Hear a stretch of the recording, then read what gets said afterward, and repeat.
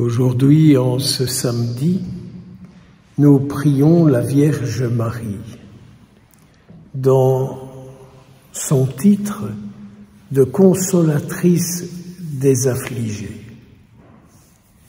Et vous le savez comme moi, qu'aujourd'hui, beaucoup de personnes ont la vie difficile. Mais beaucoup de personnes ont la vie difficile. Alors, quand j'entendais notre Seigneur, ce qu'il nous dit aujourd'hui dans l'Évangile, moi je crois que quand nous écoutons Jésus dans l'Évangile, Jésus nous dit ce que nous sommes capables d'être, de faire et de dire. Vous voyez, il y a cette femme dans l'Évangile qui dit au Seigneur, « Ta mère a quand même de la chance d'avoir eu un fils comme toi. Et tu as eu de la chance d'avoir une mère comme celle que tu as eue, celle qui t'a porté, celle qui t'a nourri et qui fait que tu es comme ça aujourd'hui. » C'est bien ça que cette femme lui dit. Et donc cette femme n'a pas compris, pas encore, que quand on écoute Jésus, on devient pour lui sa parole dans le monde. Et donc, c'est bien ça que nous avons à demander au Seigneur. La grâce d'écouter ce qu'il dit et la grâce de le vivre. Parce que quand je vis ce que j'entends de lui, c'est lui qui remplit ma vie. Quand je vis ce que j'entends de lui dans mes relations, c'est lui qui est présent dans toutes mes relations. Et vous savez bien que Jésus ne regarde jamais pour condamner ni pour juger, mais que Jésus est toujours là pour sauver, que Jésus est toujours là pour accompagner. Je voyais hier un patient de l'hôpital, hier soir. Il me disait, vous me reconnaissez, je suis venu déjà il y a 3 ans.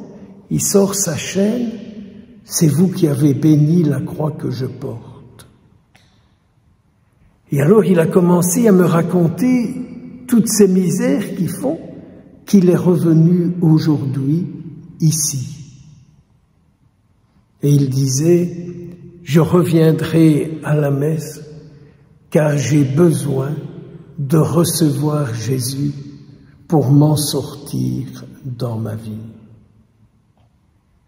J'ai besoin de rencontrer des gens qui rendent Jésus vivant pour moi. Alors c'est autre chose que de vivre des misères de ma vie. Quand j'entends des hommes, des femmes qui rendent Jésus vivant pour moi, moi je suis intimement convaincu que c'est la vocation du chrétien aujourd'hui de rendre Jésus vivant dans le monde. Si nous nous laissons remplir de la parole du Seigneur, nous parlerons sa parole, nous parlerons son langage. Et les gens nous diront, mais où avez-vous appris à parler comme ça? Où avez-vous appris à vivre de cette manière? Comment se fait-il qui fait que vous êtes ce que vous êtes? Je suis ce que je suis parce que chaque jour, je fréquente Jésus. Je l'écoute. Je laisse Jésus me parler. Je lui dis que je désire le parler comme lui. Que c'est lui que je désire imiter en tout point de vue. Que je voudrais qu'en moi, il n'y ait plus que lui et lui seul. Nous comprenons bien que si nous en sommes là dans le désir de notre vie, il n'y a aucune raison que le ciel ne soit pas avec nous en tout instant de notre vie. En ce jour où nous prions la Vierge Marie pour la consolation de tous ceux qui peinent, de tous ceux qui souffrent, et je pourrais en citer des exemples, Croyons que tous ceux qui se tournent vers eux en reçoivent toujours en retour d'énormes grâces. Apprenons nous-mêmes à nous tourner vers lui pour qu'il se tourne vers nous et ainsi nous serons dans une vie d'union, de communion de plus en plus forte. Beaucoup de bénédictions et beaucoup de regards du Seigneur et de sa Sainte Mère sur tous ceux que nous connaissons et qui souffrent et qui sont perdus dans leur vie.